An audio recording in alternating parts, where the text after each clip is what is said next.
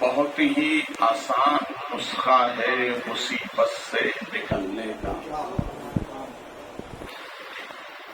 بہت ہی آسان نسخہ ہے مصیبت سے نکلنے کا، درود پاک پڑھنے کی عادت بنا لی جائے، بولے محبت سے، بہت ہی آسان نسخہ ہے مصیبت سے، بولے مصیبت سے نکلنے کا، درود پاک پڑھنے کی عادت، بولے درود پاک پڑھنے کی بنا لی جائے۔ محبت سے درود پاک سنائیں، اللہم صلی علی مولانا محمد معدن الجود والکرم بارک وسلم، صلاۃ و سلام علیک سیدی یا حبیبی یا رسول اللہ صلی اللہ علیہ وسلم۔ آج کی جو محفل کی گرد و آیت ہے، سفر حرمین طیبین، صاحب خانہ اسی سفر کے لیے روانہ ہونے والے ہیں۔ رب کی بارگاہ میں دعا ہے، مولا ان جانے والوں میں ہماری بھی نام عطا فرما۔ بھئی اس کے یہاں کوئی کمی ہے نہیں ہے نا، اسی لیے کسی عاشق نے بہت اچھی بات کہی ہے، وہ یوں کہتا ہے دل کے آئینے کو جو رو کر صاف کرتے ہیں، وہ توجہ چاہوں گا، دل کے آئینے کو جو رو کر صاف کرتے ہیں وہ دور ہی سے کعبے کا طواف کرتے ہیں۔ یہ دل کی تختی کو صاف کریے، اور اسی سے لگی ہوئی بات شفیع بجنوری کہتے ہیں، وہ یوں کہتے ہیں یا الہی میری سوچ کو وہ اونچائی دے، یا الہی میری سوچ کو وہ اونچائی دے، جب آنکھیں بند کروں تو مدینہ دکھائی دے، بولو یار محبت، جب آنکھیں بند کروں تو، بولے محبت سے، جب آنکھیں بند کروں تو مدینہ دکھائی دے۔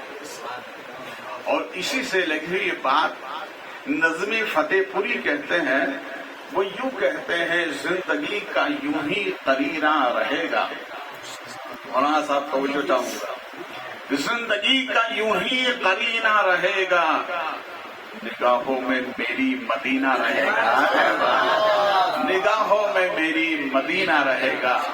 اور ایک غیر مسلم شاعر ہے، تخلص ہے ان کا پنچھی، وہ کیا کہتے ہیں، وہ یوں کہتے ہیں ہم نے بھی زیارت کی ایک صورت یوں نکالی ہے پنچھی، ہم نے بھی زیارت کی ایک صورت یوں نکالی ہے پنچھی، اسی کو دیکھ لینا جس نے مدینے کی گلی دیکھی ہے، اسی کو دیکھ لینا جس نے مدینے کی، بولو یار محبت، اسی کو دیکھ لینا جس نے مدینے کی گلی دیکھی ہے۔ محبت سے درود پاک سنائیں، اللہم صلی علی مولانا محمد معدن الجود والکرم بارک وسلم، صلاۃ و سلام علیک سیدی یا حبیبی یا رسول اللہ صلی اللہ علیہ وسلم۔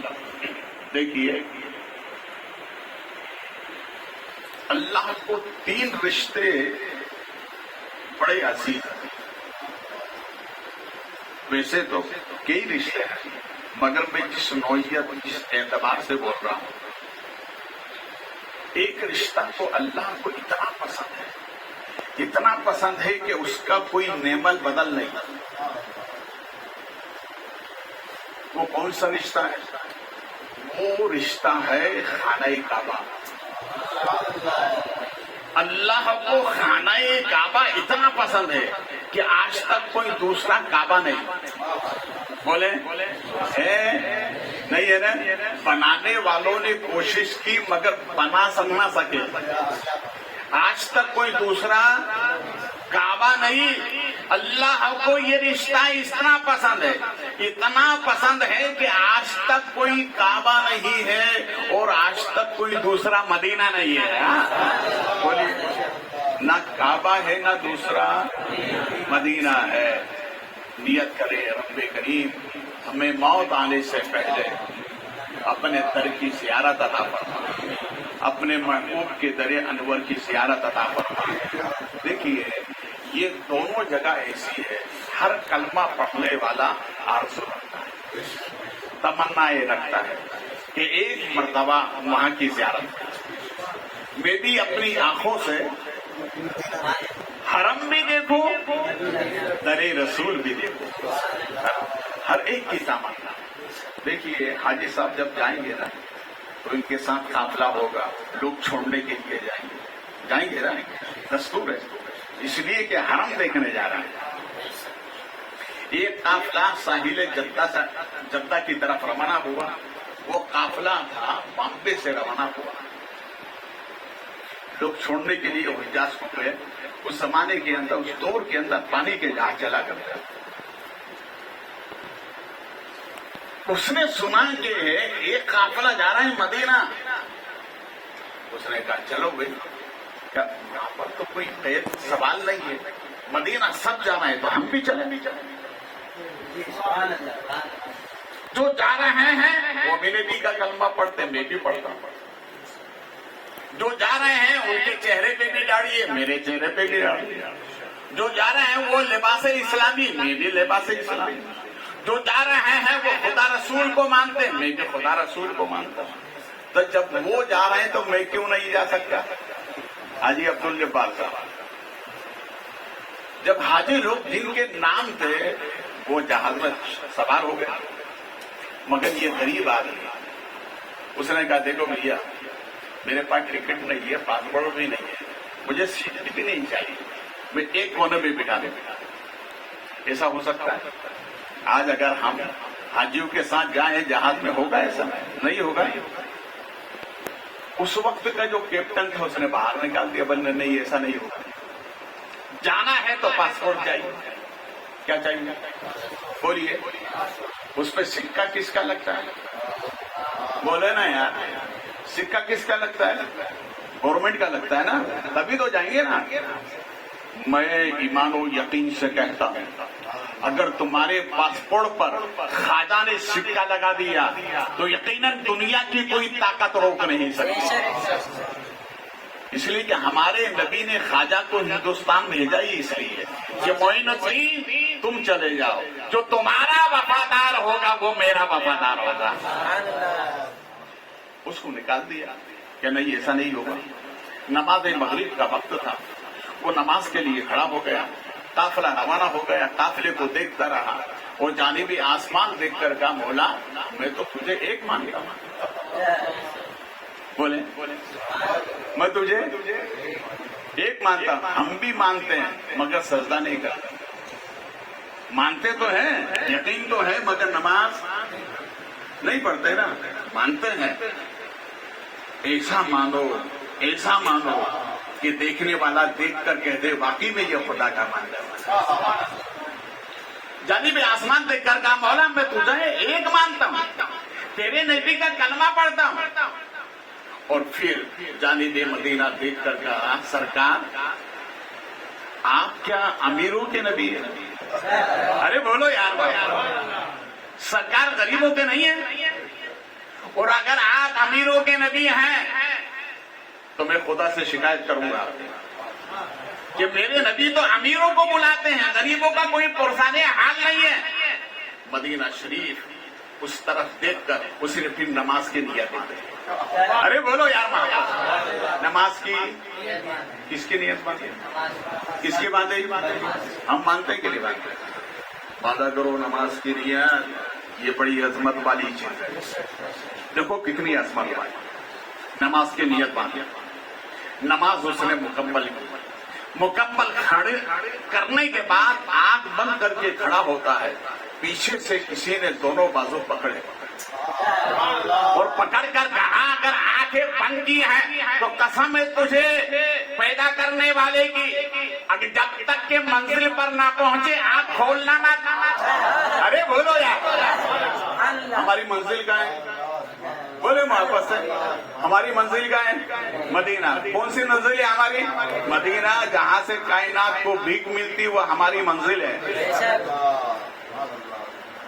اس نے بھی کہا ٹھیک ہے آنکھیں کھولوں گا، یہ یہاں سے بازو پکڑ کے اٹھایا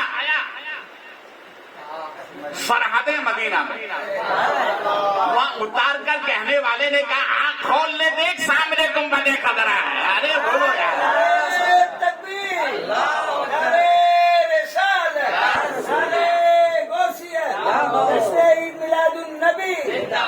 اسی لیے تو کسی عاشق نے کہا ہے، سنا ہے آپ ہر عاشق کے گھر، ارے بولو یار، سنا ہے آپ ہر عاشق کے گھر تشریف لاتے ہیں.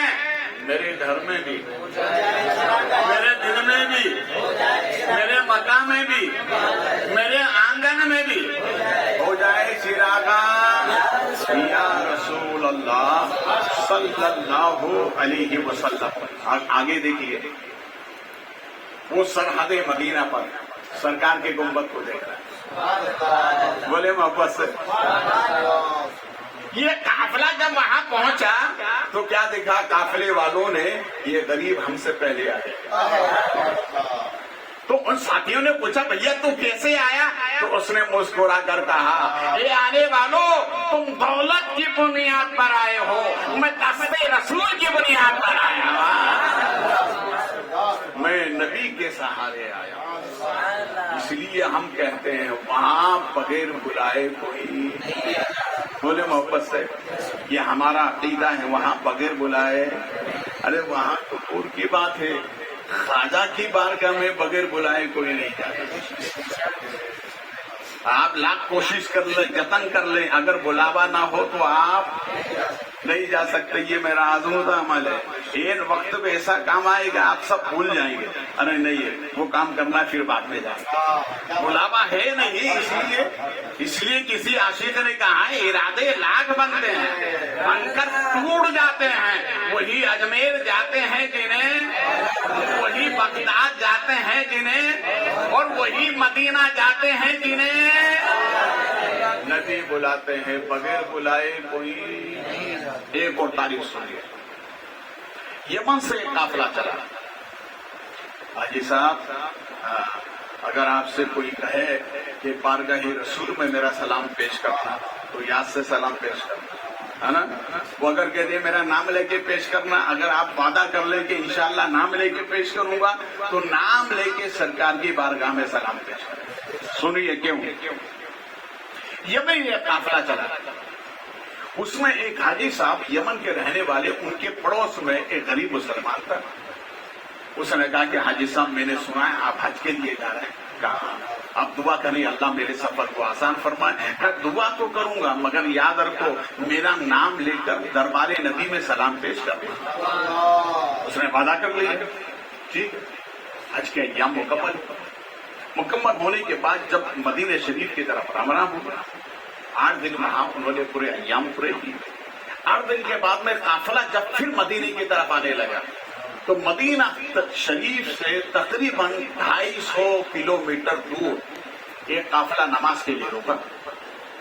نماز پڑھنے کے بعد اسے اچانک یاد آئی کہ میں نے ایک اپنے پڑوسی کا نام لے کے تو سلام پیش نہیں کیا. اس نے یہ کہا تھا کہ نام لے کے پیش کرنا، سلام تو پیش کیا مگر نام لے کے پیش نہیں کیا. تو اس نے اپنے ساتھیوں سے کہا بھیا سنو ایک کام کرو، تم جاؤ مکہ، تمہیں دوسرے کوئی بھی سواری ملے گی اس سے میں آ جاؤں گا. کہا کیوں، دماغ خراب ہے کیا، یا کون ہے، کون سواری ملے گی؟ کہا نہیں میں نے اس سے وعدہ کیا تھا اور میں اس وعدے کو پورا کروں گا. کہا اچھا ٹھیک ہے وعدے کو پورا کرو گا، ٹھیک ہے ہم تو جا رہے ہیں. بولے تم جاؤ. وہ روانہ ہو جانا، روانہ ہو جاتے ہیں. یہ آیا، غور سے سنے آپ، یہ آیا اور آنے کے بعد میں نماز عشاء کا وقت ہو گیا. اس نے نماز عشاء جماعت کے ساتھ ادا کی. ادا کرنے کے بعد تلاش کرتے کرتے کرتے کرتے سرکار کی بارگاہ پہ سلام پیش کیا. نام لے کر کیسے پیش کیا؟ نام لے کر سلام پیش کیا. پیش کرنے کے بعد اب جب باہر نکلے تو اندھیرا ہو چکا تھا. بولے کوئی سواری کا انتظام تو نہیں. اچھا ایک کام کرے، بعد فجر چلیں گے مسجد نبی میں جا کے سو جاتے ہیں. مسجد نبی میں جا کے لیٹ گئے مگر فکر یہ تھی، نیند تو آنا تھی، آنکھ لگی ہوئی تھی.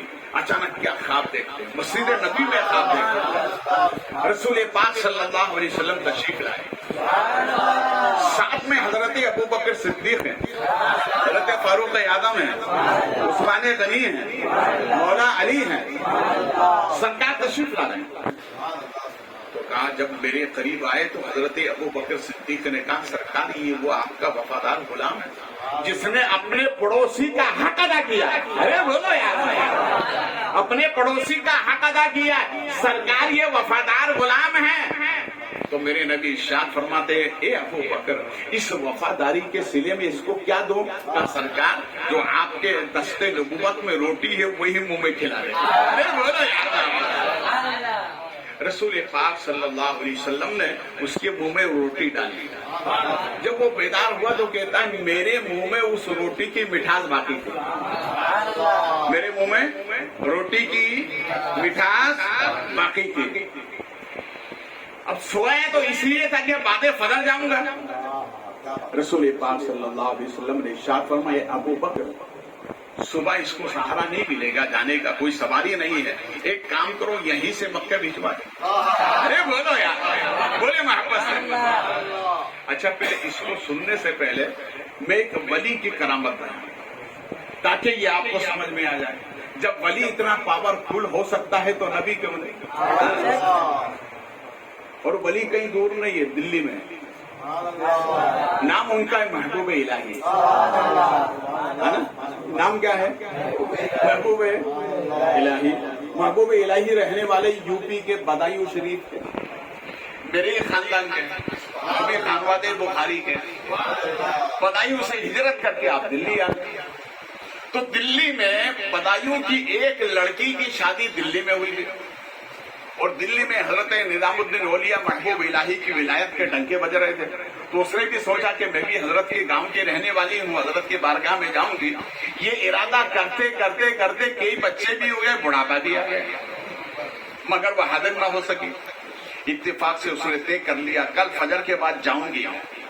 फजर के बाद जब वो निकलने लगी तो कहने लगी कि मेरे गांव के रहने वाले महबूब इलाही, कुछ ना कुछ तो तोहफा लेके जाऊंगी। मगर तोहफा उस जमाने में कुछ न मिल सका, तो एक अंडे की दुकान से एक अंडा ले लिया, कागज में बांधा, लेकर चली कि कुछ ना कुछ तो है। बुजुर्गों ने कहा है ना, फूल ना सही फूल की, है ना, इसमें बड़ी हिकमत है। वो लेकर गए, हाजिर दरबार हुआ, पूरे वाकया सुनाए। सब महबूब इलाही ने सुना। सुनने के बाद में वो कहने लगी, हुजूर, आपकी बारगाह में आते वक्त कोई तोहफा मुनासिब न मिला तो मैं अंडा ही लेकर आई। तो हजरत ने मुस्कुरा दिया, अच्छा ठीक है, वही लाओ। आपने कबूल कर लिया। जब वो फिर जाने लगी तो हजरत ने वही अंडा उसको तोहफे में दे दिया, भाई हमने कबूल कर लिया, तुम लेकर जाओ। वो बंधा हुआ था कागज में। आते रास्ते में जाकर उसमें काफी वजन आने लगा तो उसकी नियत बनी, देखूं तो सही वही अंडा है कि दूसरा है। अरे बोलो, क्या देखा कि वो अंडा मुर्गी का नहीं था, वो सोने का अंडा था। अरे बोलो यार, कौन सा अंडा था? सोने का अंडा था। घर जाने के बाद में एहसास हुआ, या अल्लाह, अच्छा हुआ एक लेके गई, अगर पहले मालूम होता तो पूरा दर्जन ही लेकर जाते। या अल्लाह, ये है महबूब इलाही, है ना। अब देखो उनकी शान क्या है। एक मुरीद हर मर्तबा हज के अय्याम में आते थे और आकर कहते, हुजूर मेरी तमन्ना है कि मैं हज करूं। हज के अय्याम में ही आते। एक मर्तबा आएगा, हुजूर मेरी तमन्ना है कि मैं हज करूं। तो हजरत महबूब इलाही ने अपने खादिम से फरमाया, जाओ नमाज मगरिब के बाद जाओ इसको हज करा दो। बोले मोहब्बत, जाओ इसको हज करा दो। वो खादिम भी बड़ा पक्का था, वो मुरीद भी, बोलो वो मुरीद भी। अल्लाह हमको भी मुरीद ऐसा ही बना, कच्चे पक्के ना मानो, पक्के बनो। तो उसने सामने खानका के सामने एक कलमे वाली उंगली से दायरा बनाया, गोल दायरा, उसमें उसको बिठा दिया। और बिठाने के बाद कहा कि आंखें बंद कर। वो भी सामने बैठ गए और फिर पूछता, पता कहाँ है? कहा बस साहिल जद्दा पहुंच गए। अरे बोलो यार, कहा आप कहाँ है? कहा हरम में। क्या कर रहे हो? कहा बस तवाफ शुरू कर दिया। फिर पूछा आप कहाँ है? कहा मीना में। एहराम बांध के मीना में। پھر پوچھا پھر کہاں مزدلفہ میں، پھر کہاں میقات میں، پھر کہاں کنکریاں مار رہا، پھر اب کیا کر رہا ہوں، کیا قربانی کر رہا ہوں، پھر اب کیا کر رہا ہوں، کیا طواف زیارت کر رہا ہوں، کیا حج ہو گئے کا مکمل؟ ارے بولو محبت سے۔ اب اس نے کہا ایک کام کرو، جلدی سے مدینہ شریف چلے جاؤ، اس لیے کہ حج کی قبولیت کا سکہ وہی لگتا ہے۔ آپ نے دیکھا ہوگا حرم میں پرنالا لگا ہوا جس کی سمت ہے مدینے کی طرف، حاجیوں کو جو طواف خانے کعبہ کرتے ہیں ان کے لیے وہ ذہن دیتا ہے، اے طواف کرنے والے حاجیوں، حج یہاں کرو، قبول کرانے مدینہ تک جاؤ۔ وہ مدینہ پوچھا کہاں ہے، کہاں باب السلام، پھر کہاں ہے، کہاں سرکار کی بارگاہ میں سلام پیش کرو، کہا پھر کہاں جنت البقیع میں، کہا پھر کہاں باہر نکلنا، کام مکمل ہو گیا، حج کام مکمل ہو گیا، کہا آنکھیں کھول دے، آنکھیں جو کھولا تو مدینے سے دلی، ارے بولو یار، کہا باہر نکلا، باہر نکل کے آنے کے بعد میں کہا ٹھیک ہے، خانقاہ میں گئے، کہا حضور حج کرا کے لایا، ارے بولو یار محبت سے، یہ نظام الدین اولیاء محبوب الہی کے خادم ہیں، ارے جب ان کے پاور کا یہ عالم ہے تو ہمارے نبی کے جب ان کے گدا بھر دیتے ہیں شاہان زماں کی جھولی، ارے محتاج کا جب یہ عالم ہے تو مختار کا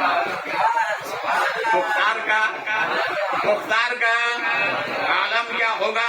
رسول کریم صلی اللہ علیہ وسلم نے اس لیٹے ہوئے کے بازو پکڑے اور پکڑنے کے بعد یوں اوپر کیا، وہ حاجی جو قافلہ چھوڑ کر آیا تھا وہ مکہ پہنچ کر طواف کر رہے تھے، ان سے آگے یہ اپنا طواف کر رہا تھا۔ وہ حاجیوں نے پوچھا بھیا ہم تو 2 روز کے بعد پہنچے، تجھے سواری کون سی ملی، ہم سے پہلے پہنچا؟ اس نے کہا ہے حاجیوں تم قافلے کے سہارے آئے ہو، میں دستے رسول کے سہارے آیا۔ اس لیے تو اعلیٰ حضرت کہتے ہیں پارے دو عالم کی پرواہ نہیں، ایسے بازوؤں کی قوت پہ لاکھوں سلام، ایسے بازوؤں کی قوت پہ لاکھوں سلام۔ بھائی اسی سے لگی ہوئی ایک کڑی اور ملاحظہ فرمائیں، پہلے محبت سے درود پاک سنائیں، اللہم صلی علی مولانا محمد المعظم الجود والکرم بارک وسلم صلاۃ و سلام علیک سیدی یا حبیبی یا رسول اللہ صلی اللہ علیہ وسلم۔ آپ کے گجرات میں دھول کا ایک گاؤں ہے، سنا ہوگا نام، وہاں کا ایک سنی مسلمان جب اس کو علاقے میں معلوم ہے کوئی حج کرنے کے لیے جا رہا ہے تو ہار لیتا، دھیرے سے کہا کہ حاجی صاحب کو ہاتھ پہنا، ہاتھ پہنانے کے بعد گلے ملتا ہے، مسافہ کرتے ہیں، گلی ملتے کہ نہیں ملتے، ہاں ملا کرو، یہ دل سے دل ملایا کرو۔ جب وہ سینے سے سینے ملتا حاجی کے کان میں کہتا ہے حاجی صاحب میرے نبی کو میرا سلام کہنا، ارے بولو یار میرے نبی کو میرا سلام کہنا۔ اچھا وہ جن کا ملازم تھا وہ تھا غیر مسلم، اس نے ایک مرتبہ دیکھا یار کہ یہ حاجیوں کے کان میں کیا کہتا ہے، اتفاق ایسا ہوا یاد رکھو حاجیوں کا استقبال کرو گے تو ایک دن وہ آئے گا کہ تمہارا بھی استقبال کیا ہے۔ وہ دن اس کے لیے آیا تو جس کا بھی یہ ملازم تھا اس نے کہا دیکھ بھیا تیری دعوت میں سب کے آخر میں کروں، اچھا ٹھیک ہے سب کی دعوت ہے، کہا آخر میں اس کی دعوت۔ اب جب اس نے ہار والا پہنایا گلے ملا تو کان میں کہا یہ بتاؤ تم سب کو کیا کہتے تھے، تم سب کو کیا کہتے تھے؟ بس وہی میں آج تم سے کہہ رہا ہوں جو تم نے آج تک حاجیوں سے کہا ہے، آج میں ہی وہ تم سے کہہ رہا ہوں۔ کل تک تم کہتے تھے نبی کو سلام کہہ دینا، آج میں تم سے کہہ رہا ہوں کہ تمہارے نبی کو میرا سلام کہہ دینا۔ اچھا ٹھیک ہے، یہ گئے حج مکمل ہوا، مدینہ شریف گئے اور مدینہ شریف جانے کے بعد ہفتے دن رہے، جب وہاں سے رخصت ہونے لگے سلام پیش کیے تو اچانک وہی بات یاد ہے جو اس کے مالک نے کہا تھا، کہا میری سرکار میں جن کا ملازم انہوں نے مجھ سے کہا ہے سرکار ان کا سلام قبول کر اور دعائیں کرائیں۔ تو اچانک ایک دستی چھوٹا رومال جو ہوتا ہے اس کے ہاتھ میں آیا تو اس نے سمجھا کہ بھائی میرے نبی نے اس کے سلام کی وجہ سے یہ رومال اس کو تحفے میں دیا. بھائی نبی دے سکتے کہ؟ ارے بولو نا یار محبت سے, بولیے محبت سے. ایک بزرگ فرماتے ہیں کہ میں مدینہ شریف رہتا تھا, کافی تو کہا کہ ایک ہفتے میں ادھار لیتا تھا, کھانے کا سامان ادھار لیتا تھا, اور جب ہفتہ پورا ہوتا تو سرکار کی بارگاہ میں کہتا میرے آقا آپ کے شہر میں ہوں, فلاں دکان سے میں نے آپ کے نام سے لیا, سرکار کھاتا میں ہوں, پیمنٹ آپ کو کرنا ہے. ارے بولو نا یار محبت, بولے محبت سے. ہمارے نبی کیسے مالک و مختار ہیں, اس لیے تو کسی عاشق نے کہا ہے, بولے اور محبت سے, وہ مختار کائنات ہے جو چاہو مانگ لو, وہ مختار کائنات ہے جو چاہو مانگ لو, میرے نبی حیات ہیں جو چاہو, بولے جو چاہو, جو چاہو. رب نے بھی قید نہیں لگائی کہ محبوب سے یہ مانگنا یہ نہ مانگنا, اور میرے نبی نے بھی یہ نہیں کہا کہ یہ مانگو یہ نہ مانگو, جو تیری مرضی ہے وہ مانگ لو, رب نے مجھے سب عطا فرما کر بھیجا ہے. تو اس نے یہ سمجھا کہ یہ سرکار نے تحفہ دیا ہے, وہ تحفہ کہاں رکھا اس نے؟ ہم اور آپ تحفہ لیتے تو جیب میں رکھتے. اس نے کیا کیا, جو ٹوپی لگائی تھی نا اس کے اندر ٹوپی پہن لی, کا اس لیے کہ نبی کا دیا, نبی کا دیا ہوا تحفہ. جیسے ہی وطن آیا, وطن آنے کے بعد سب لوگوں نے استقبال کیا, سب ملے, یہ آخر میں گئے, اور جانے کے بعد میں کہنے لگا لاؤنا وہ تحفہ جو ملا. ارے بولو یار محبت سے, لاؤنا وہ تحفہ جو ملا ہے. تو اس نے کہا کہ بھیا تمہیں کیسے معلوم؟ تو اس نے کہا سنو, جس شب کو جو تم کو تحفہ ملا تھا اسی شب نبی میرے خواب میں آئے, اور نبی آئے نہیں, کلمہ بھی پڑھایا, مجھے اپنی غلامی میں لیا, اور یہ بھی کہا ہے اس کلمے کی برکت میں اسے دے دیا ہو, وہ آئے گا تو تمہیں عطا کر دے گا. ارے بولو یار محبت, بولے محبت سے. سبحان اللہ, تحفہ ملا مدینے میں, اسے معلوم ہوا گجرات میں. اس لیے تو ہم کہتے ہیں کہ ہم درود پڑھتے ہیں ہندوستان میں, پہنچتا ہے نبی کی بارگاہ میں, پہنچتا ہے. اس لیے مشائخین فرماتے ہیں جب درود پڑھو تو یہ یقین رکھو کہ میرے نبی سن رہے ہیں, میرے نبی, بولیے میرے نبی سن رہے ہیں. تو اس نے کہا کہ اچھا ٹھیک ہے, وہ تحفہ نکال کر دیا.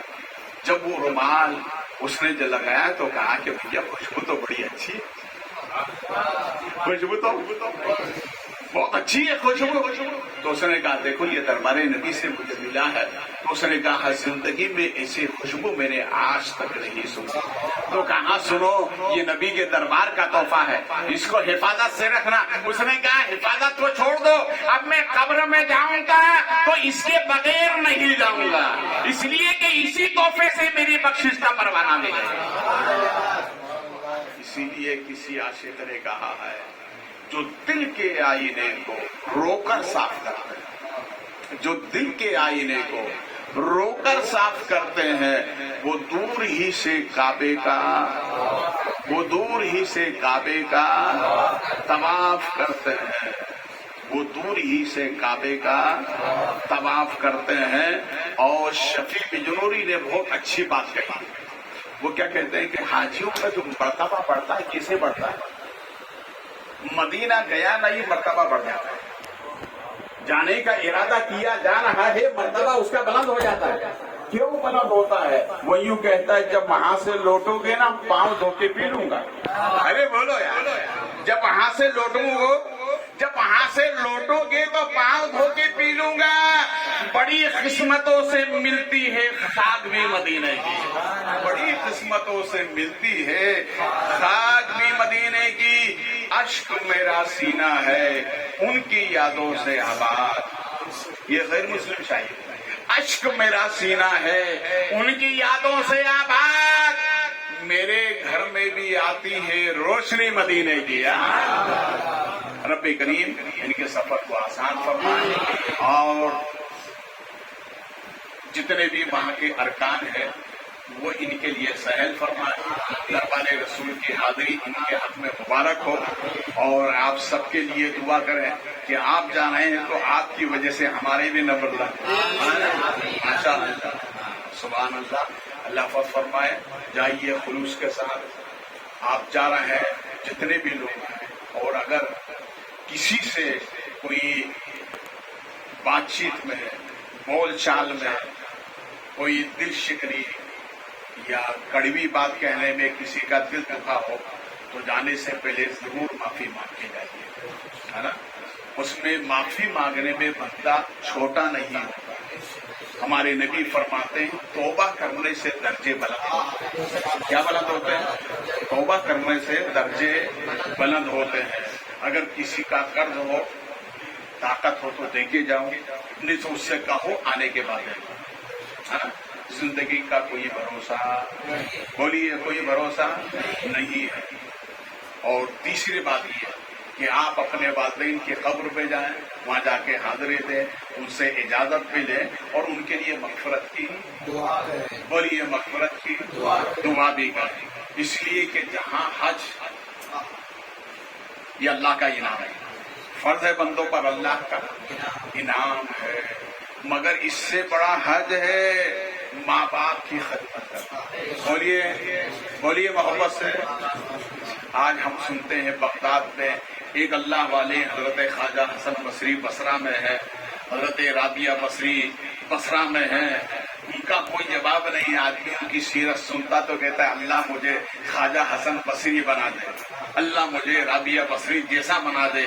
مگر مشائخین فرماتے یاد رکھ، تیرے ہی گھر میں خواجہ حسن بصری ہے اور تیرے ہی گھر میں رابعہ بصری ہے. پوچھا وہ کون ہے؟ کہ باپ تیرا خواجہ حسن بصری ہے اور ماں تیری رابعہ بصری ہے. یہ سب تیرے گھر کے رسول پاک صلی اللہ علیہ وسلم کی بارگاہ میں یمن کے ایک صحابی آئے اور آنے کے بعد انہوں نے کہا میرے آقا میں گھر سے چلا، وطن سے چلا، گھر بار چھوڑ کر آیا، میں نے طے کر لیا کہ آج کے بعد سرکار کی بارگاہ سے نہیں جاؤں گا، مجھے آپ اپنی غلامی میں قبول کر لیں. تو نبی نے ارشاد فرمایا اچھا یہ بتاؤ جب تم گھر سے چلے تھے تو تمہارے والدین سے اجازت لی؟ کہا اجازت لے کر آیا. کہا اچھا یہ بتاؤ جب تم گھر سے آ رہے تو ماں باپ ہنس رہے تھے یا رو رہے تھے؟ تو کہا سرکار وہ گلی مل مل کر رو رہے تھے کہ آج کے بعد میرے اس بیٹے سے ملاقات نہیں ہوگی. تو نبی نے ارشاد فرمایا جاؤ واپس جاؤ. بولو نا واپس. سرکار نے نہیں رکھا واپس جاؤ. اور فرمایا کہ جیسے ان کو رولا کے آئے ویسے ہی جا کر ان کو ہنسا دو، اس لیے کہ ماں باپ کی خوشی میں اللہ رسول کی خوشی ہے. وہاں جا کر تم ان کو ہنساؤ گے، مدینے میں نبی بھی خوش ہوں گے، خدا بھی خوش ہوگا. رب کریم مجھے آپ حضرات کو اس پر عمل کی توفیق عطا فرمائے. کھڑو ہو جائیں. صلاۃ و سلام.